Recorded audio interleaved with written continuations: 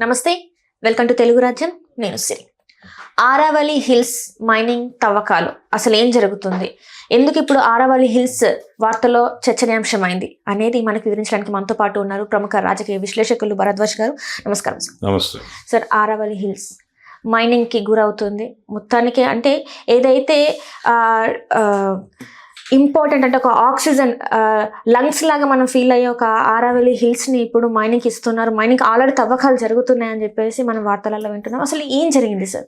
అంటే వీళ్ళు ఎక్కడైనా సరే తవ్వకాలు జరపడానికి లేకపోతే అక్కడ ఉన్నటువంటి ఖనిజ సంపదని తొలగించడానికి, తీసుకెళ్ళిపోవడానికి, తరలించడానికి గుట్టల్ని తవ్వేటువంటి ఒక కార్యక్రమం మొదలుపెట్టేశారు. ఈ మొదలుపెట్టిన సందర్భంగా ఒక జస్టిఫికేషన్ కోసం ఒక నిబంధనని వీళ్ళే విధించేసుకున్నారు. అంటే వాటిని పర్వతాలు అనేటువంటి ఇది లేదు, దానికి పర్వతాలుగా చెప్పుకునేటువంటి హక్కు రద్దు అయిపోయింది. కోర్టు నుంచి రద్దు చేసుకున్నారు. ఆ రద్దు చేసుకునేటువంటి ప్రాసెస్ ఏంటంటే ఇన్ని మీటర్లు ఉండాలి, 100 మీటర్లు ఉండాలి, అంతకంటే తక్కువ ఉన్న వాటికి ఆ అర్హత లేదు అని చెప్పేసి తీసేసి ఆ అర్హత తొలగించేసిన మరుక్షణం దాన్ని ఎవరికైనా ధారాదత్తం చేయవచ్చు, ఎవరైనా తవ్వుకోవచ్చు అనే పద్ధతి. ఈ మధ్య కాలంలోనే మావోయిస్ట్ పార్టీ నుంచి బయటకు వచ్చినటువంటి రూపేష్ అంటే వాసుదేవరావు, ఆయన ఒక మాట అన్నాడు, ఈ ఖనిజ సంపద తవ్వటం అనేది దేశానికి అవసరమే కదా అన్నాడు ఆయన.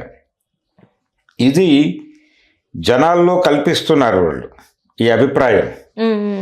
కల్పించి దేశ అవసరాల కోసం ఈ ఖనిజ సంపద తవ్వటం అనేది జరగాల్సిన పనే కదా అని చెప్తున్నారు. కానీ ఈ ఖనిజ సంపద తవ్వటానికి ఎవరికి అధికారం ఇస్తున్నారు, ఎవరికి అప్పగిస్తున్నారు అనేది కూడా చెక్ చేసుకోవాల్సిన అవసరం ఉంది ఇక్కడ. ఇది చాలా స్పష్టంగా అదానీ గ్రూపుతో సహా అంటే విదేశాల్లో కూడా ఆపరేషన్లు ఉన్నటువంటి గ్రూపులకు వెడుతున్నాయి. అంటే విదేశీ పెట్టుబడిదారులు కూడా దీనిలోకి ఎంటర్ అయిపోయి వాళ్ళ ద్వారా నేరుగా విదేశీ సంస్థలని ఇక్కడికి తీసుకురావడమే ప్రోగ్రామ్గా కూడా నడుస్తుంది. అంటే మైనింగ్కి వేదాంత కావచ్చు, ఏదైనా కావచ్చు, ప్రతి సందర్భంలోనూ విదేశీ జోక్యం, విదేశీ పెట్టుబడిదారుల జోక్యం, విదేశీ పరిశ్రమల జోక్యం అనేది భారతదేశంలో ఖచ్చితంగా ఉండి తీరాలి అని విదేశీ పర్యటనలు చేసి మరి మేము పెట్టుబడులను ఆహ్వానిస్తున్నాం అని చెప్తున్నారు ప్రధానమంత్రి గారు. అలా వీళ్ళకి కట్టబెడుతున్నారు. ఈ ప్రతి చోట కూడా అడవులు ఖాళీ చేయించటం, ఆదివాసీలను అదే ప్రోగ్రాం. ఇప్పుడు ఈ ఆరావళి ఇది దాదాపు గుజరాత్ నుంచి మొదలు పెడితే అలా రాజస్థాన్ మీదుగా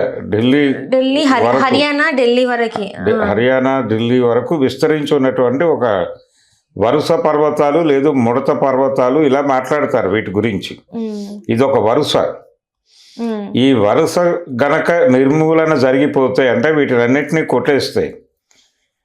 ఏం జరుగుతుంది? దారి ఎడారి అనేటువంటిది ఏదైతే రాజస్థాన్లో ఉన్నటువంటి దారి ఎడారి ఉందో అది ఢిల్లీ వరకు విస్తరిస్తుంది. ఎందుకంటే ఇసుక తుఫాన్ వస్తుంది కాబట్టి. ఇసుక తుఫాన్ అని కాదమ్మా, ఇవి దాని తాలూకా ప్రభావం నుంచి ఈ మిగిలిన ప్రపంచాన్ని కాపాడుతున్నాయి. ఈ పర్వతాల వరుస, దాని మీద వృక్షజాతులు ఉన్నాయి, అడవులు ఉన్నాయి ఆ గుట్టల మీద. ఆరావళి పర్వతాలు జస్ట్ పర్వతాలుగా లేవు, వాటి మీద అటవీ సంపద కూడా ఉంది. టైగర్ జోన్ కూడా ఉందని చెప్పేసి ఉంది. మరి అంత సేవ్ ద టైగర్స్ అని చెప్పి మనం ఎంతగానో క్యాంపెయినింగ్ చేస్తాం కదా సార్, మరి అదే తీసేస్తే ఎట్లా sir? And more over oxygen ఎంత ఇంపార్టెంట్ అని మనకు తెలుసు. వాటి ద్వారా, ఆ పచ్చదనం ద్వారా బతుకుతున్నాయి. అందుకనే వాటిని లంగ్స్ అంటున్నారు. ఆరావళి పర్వతాలని లంగ్స్ అని ఎందుకు అంటున్నారంటే ఇందుకే. అంటే అవి ప్రాణవాయువుని సరఫరా చేస్తున్నాయి మిగిలిన ప్రపంచానికి.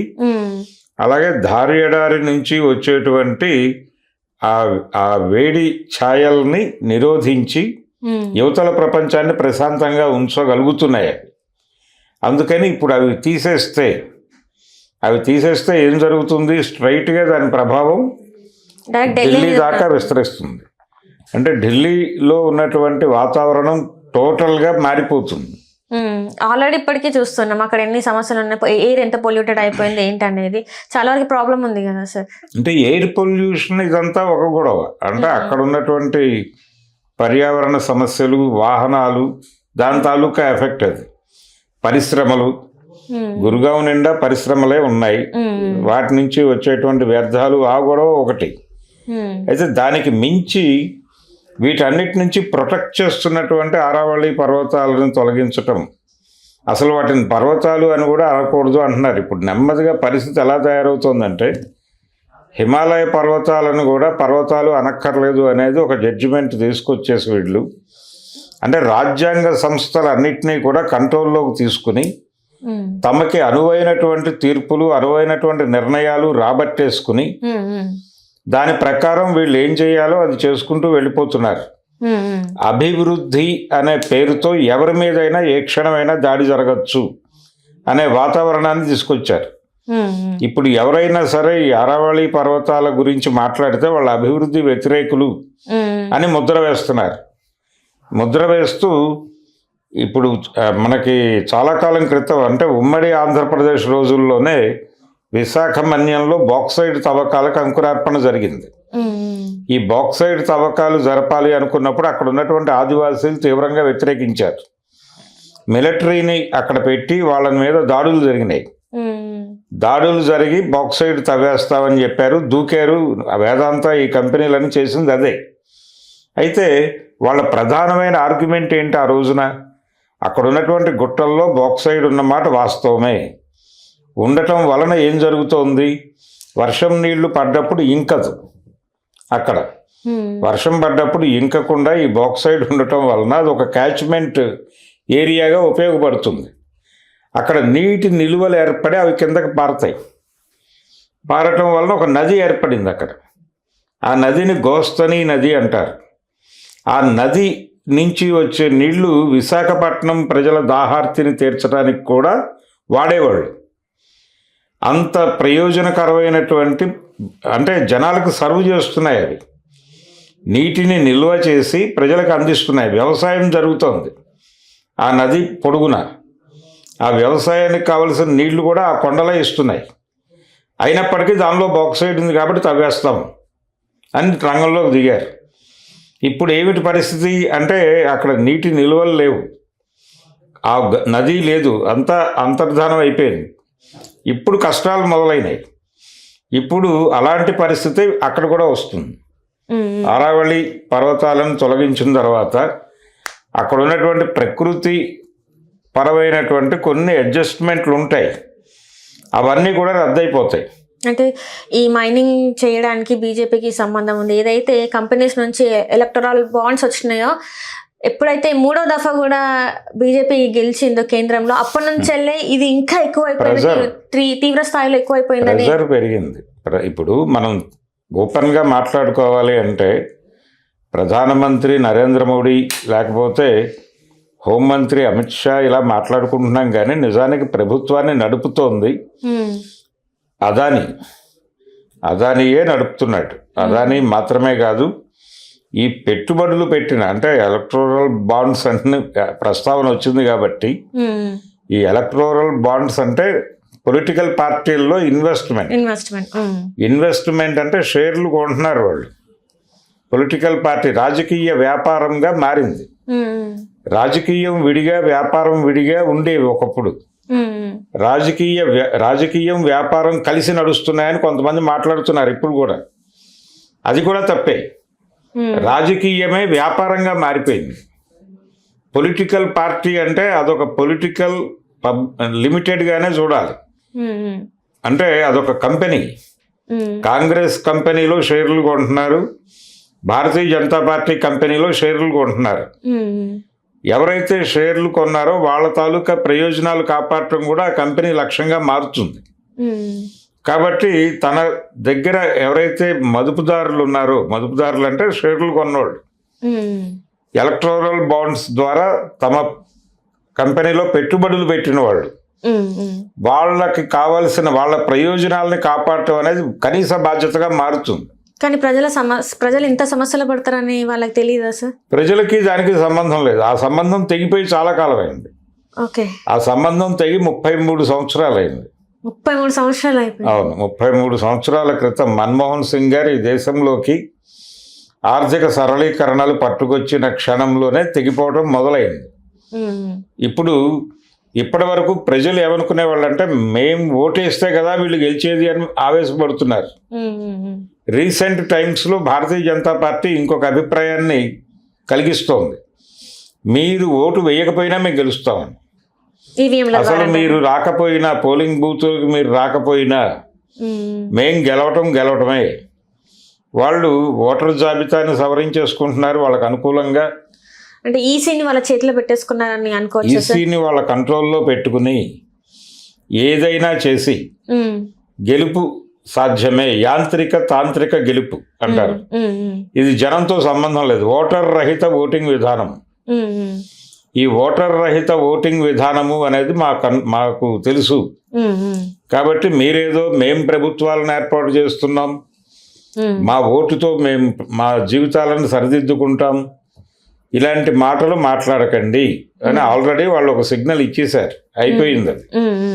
కాబట్టి ప్రజలు అనేటువంటి వాళ్ళు లేరు ఇప్పుడు సీన్లో. ప్రజలకు ఏదో జరిగిపోతుంది, ప్రజలను ప్రొటెక్ట్ చేయటం కూడా రాజకీయ పార్టీలకి ఒక ప్రాథమిక ఇది కదా, అంటే విధి కదా. ఆ విధి అనేటువంటిది మారిపోయి వాళ్ళు కార్పొరేట్లకు, అంటే వాళ్ళ కంపెనీల్లో ఎవరైతే షేర్లు కొన్నారో, భారతీయ జనతా పార్టీ అనేటువంటి సంస్థలో ఎవరైతే స్టేక్ హోల్డర్స్ ఉన్నారో, ఎవరైతే అక్కడ మదుపుదారులు ఉన్నారో, ఆ మదుపుదారుల ప్రయోజనాలు ప్రధానం. ఆ మదుపుదారులకు అనుకూలంగా నిర్ణయాలని రాజ్యాంగ సంస్థల నుంచి కూడా రాబడుతున్నారు. వాళ్ళు రాబట్టడంలో భాగమే కోర్టు నుంచి ఆ రకమైనటువంటి నిర్ణయం రావటం. ఈ నిర్ణయాన్ని అడ్డుపెట్టుకుని అవన్నీ కూడా వాళ్ళకి అప్పచెప్పేసి తవ్వుకోండి అని చెప్తారు.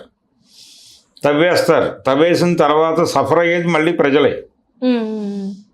ఈ అంటే వాతావరణ సమతుల్యం దెబ్బతిని నెమ్మదిగా పర్యావరణం సర్వనాశనం అయ్యి, అందుకనే కదా మొన్న ఢిల్లీలో జరిగినటువంటి ఒక ప్రదర్శన జరిగింది దీని మీదే. ఢిల్లీలో పర్యావరణవేత్తలు, యూనివర్సిటీ స్టూడెంట్స్ వీళ్ళందరూ కూడా ఢిల్లీ గేట్ దగ్గర ఒక ప్రదర్శన చేశారు. ఆ ప్రదర్శనలో వాళ్ళలో కొంతమంది స్టూడెంట్స్, ఢిల్లీ యూనివర్సిటీ నుంచి వచ్చినటువంటి స్టూడెంట్స్ హిడ్మా ప్లకార్డు పట్టుకుని నిలబడ్డారు అక్కడ. హిడ్మా ప్లకార్డు ఎందుకు పట్టుకున్నారు వాళ్ళు అంటే, వీళ్ళు ఈ ఉద్యమాన్ని, మావోయిస్ట్ ఉద్యమాన్ని, వాళ్ళు అడవుల్లో ఉండి ఆదివాసీలని, అడవుల్ని రెండింటిని ప్రొటెక్ట్ చేస్తున్నారు. ఆ ప్రొటెక్ట్ చేయటం ద్వారా అంటే పర్యావరణ సమతుల్యం దెబ్బతినకుండా ఉంటుంది. ఈ అడవుల్ని, ఖనిజ సంపదని మొత్తాన్ని కార్పొరేట్లకు అప్పచెప్పడం కోసం వాళ్ళని చంపుతున్నారు. కాబట్టి వాళ్ళని కాపాడుకోవాల్సిన బాధ్యత సమాజానికి కూడా ఉంది అనేది సింబలైజ్ చేస్తూ వాళ్ళు పట్టుకున్నారు. ఇప్పుడు ఎవరైతే ఆ ప్లకార్డులు పట్టుకున్నారో వాళ్ళందరి మీద కేసులు పెట్టి లోపలేశారు. అరెస్టులు జరిగినాయి ఢిల్లీలో, మొన్నే జరిగినాయి. ఢిల్లీ యూనివర్సిటీ విద్యార్థులు 2-3 ఆడపిల్లలతో సహా తీసుకెళ్ళి జైల్లో పెట్టారు. ఇప్పుడు జైల్లో ఉన్నారు వాళ్ళు. బెయిల్ కోసం ప్రయత్నాలు జరుగుతున్నాయి.